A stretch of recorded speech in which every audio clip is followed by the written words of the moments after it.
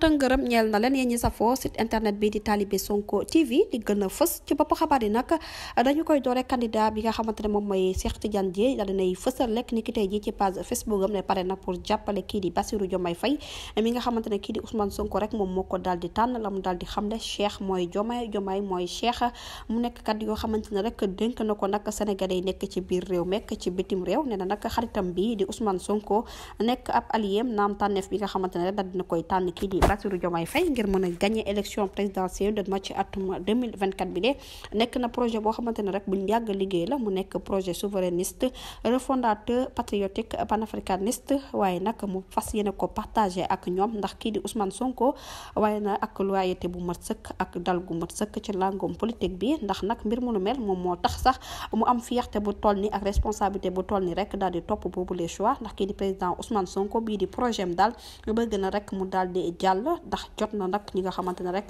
daal dinañ leen ñàkk nag ci li fi xew ci biir réew mi ak ñi nga xamante ne rek seen yaakaar daal dinay tas ci nguur gi ak ñi nga xamante ne jamono ji ñu ngi leen jël làq leen jant bi te kenn xamul rek loo xamante ne def nañ ko ba waral mbir mu nu mel jot na nag ñu daal di bëggante ci suñu biir ñun Sénégalais yi mu nekk bëggante boo xamante ne rek bu amul commencement te du am fin di kaddu nga xamante ne kii di Cheikh Tidiane Dièye dina ko yëkkati nee na nag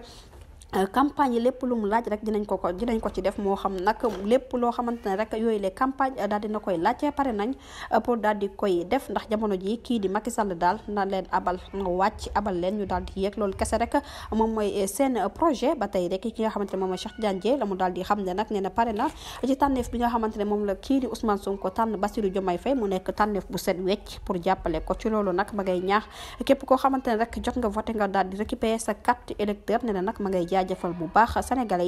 yi ci accueil bi nga xamante ne rek daal dinañ koy def ak li nga xamante ne rek moom moo ñeel soutenir bi nga xamante ne soutenir nañ ko candidat am ba lii yëpp mu mën ko am ne na daal ma ngay kontaan ci ñëpp di sàkku nag ci camarade yi nga xamante ne ñoom ñoo bokk ci avenir Sénégal bu ñu bëgg rek ñu daal di jëfee boobulee ndigal te sénégalais yi nga xamante ne rek jot nañ pour ñu voter nekk ci biir réew meek ci bitim réew nañu takkaayu ba dëkkër waajal seen ndam li nga xamante ne rek dinañu ko am ni ki ñaar fukki fan ak juróom ci weeru février 2024 dina nag ma ngay sàkku ci état bu Sénégal na bàyyi kii di Bassirou Diomaye Faye ngir mu mën a amal ab campagne bu mucc ayib mu nekk information boo xamante ne rek